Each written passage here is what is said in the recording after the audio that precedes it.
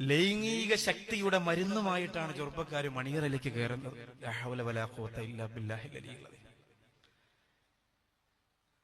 ലൈംഗിക ശക്തിക്കുള്ള മരുന്നിന്റെ പരസ്യം പത്രത്തിലും ചാനലിലും സോഷ്യൽ മീഡിയയിലും കണ്ടാൽ തോന്നും ലോകത്ത് ജീവിക്കുന്നവരാരും ഭാര്യാഭർത്തൃ ബന്ധം നടത്തുന്നവരല്ല.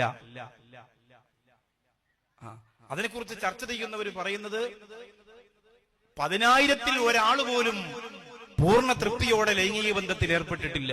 അതിന്റെ വിദഗ്ധന്മാര് ചാനലിലൂടെ പറയും. ഇത് കേൾക്കുമ്പോ ചെറുപ്പക്കാർ പറയും, 4-5 മക്കളൊക്കെ ആയല്ലോ, ശരിയായില്ലേ? നേരെ മരുന്ന് വാങ്ങും. അതൊരു നിനക്ക് അസുഖമാണെങ്കിൽ ഈ കാസർഗോഡും പച്ചമ്പളയിലുള്ള നല്ലൊരു ഡോക്ടറെ കണ്ട് മരുന്ന് വാങ്ങല്ലോ. ഇതിങ്ങനെ സോഷ്യൽ മീഡിയയിലൂടെ വരുന്ന കുറെ സാധനങ്ങൾ വാങ്ങും. എന്നിട്ടെല്ലാം കൂടി തിന്നിട്ട് ആ കാണ്ടാമൃഗം പോലെ ആ പാവപ്പെട്ട താത്തയുടെ മണ്ട ചാടിക്കും. ഇത് ഞാൻ നിങ്ങളോട് തുറന്നു പറയുന്നത് എന്തിനെന്നറിയോ?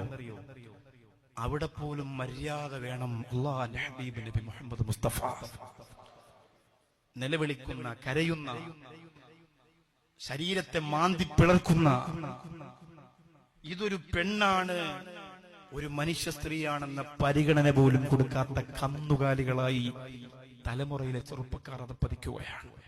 ഇത് നിങ്ങൾക്ക് രക്തത്തിളപ്പ് കൊണ്ട്, പണത്തിന്റെ കൊഴുപ്പ് കൊണ്ട്, നിങ്ങളുടെ കൂട്ടുകെട്ടിന്റെ വൃത്തികേട് കൊണ്ട് നിങ്ങൾക്ക് സംഭവിച്ചു പോകുന്ന അപകടമാണ്. അത് ചെറിയ അപകടമല്ല, അത് വലിയ അപകടമാണ്.